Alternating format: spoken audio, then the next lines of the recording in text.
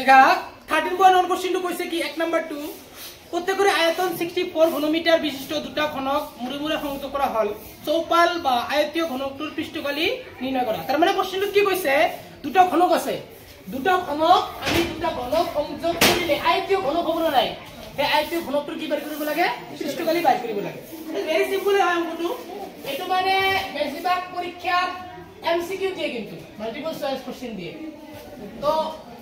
আয়তন আছে কিমান 64 ঘনমিটার আমি লিখি যে দিয়া আছে দেখা গিভেন ঘনকৰ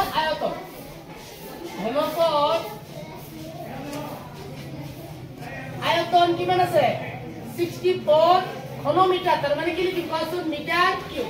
আমি সকলোৱে জানো ঘনকৰ আয়তনৰ ফৰ্মুলা কি আছিল l কিউব বা আমি x কিউব দিব পাৰি x কিউব ইকুৱেল টু 64 আমি কিউব আকাৰত কেনেকৈ লিখিব পাৰি কোৱাচোন যেনেকুৱা 1 কিউব কৰিলে কিমান হ'ব 1 2 কিউব কৰিলে কিমান হয়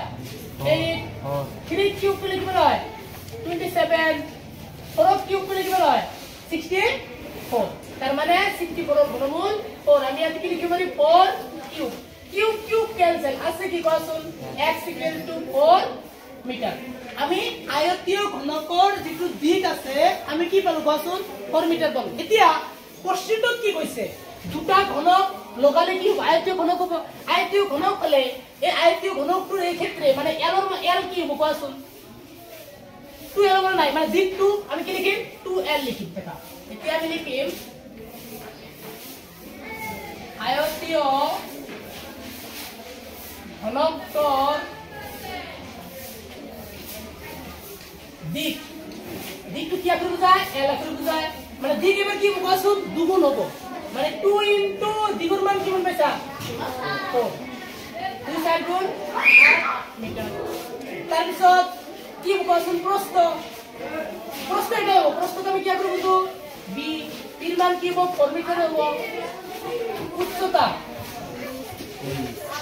কি হ'ব a ইকুয়াল টু a সূত্র কি হ'ব 4 মিটার আমার কোশ্চেনত বাইর কৰিব কৈছে কি কোৱাচোন এই যে চৌপাল বা আমি চাৰিটা লিখি কোশ্চেনটো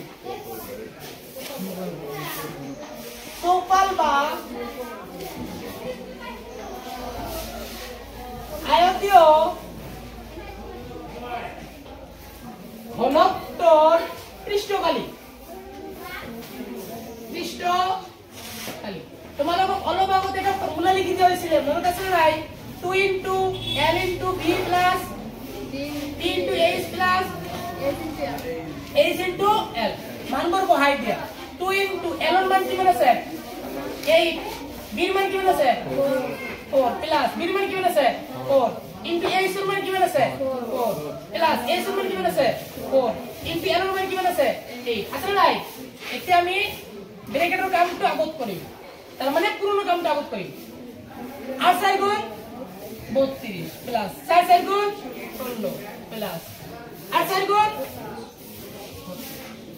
গোটেইটা প্লাস কি লিখিব না কোৱাচোন দেখাচোন 2 6 8 2 10 0 হাতে গেল 1 3 4 আৰু 3 কিমান হয় 7 হাতে ৰেখে 8 2 8 গুণ 16 আৰু কি আছে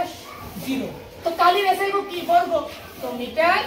স্কয়ার এইখিনি आंसर শুনো এটো মানে পরীক্ষাত মাঝে মাঝে এমসিকিউ দিয়া থাকে 160 অপশন যেটা আছে এটা লিখি দাও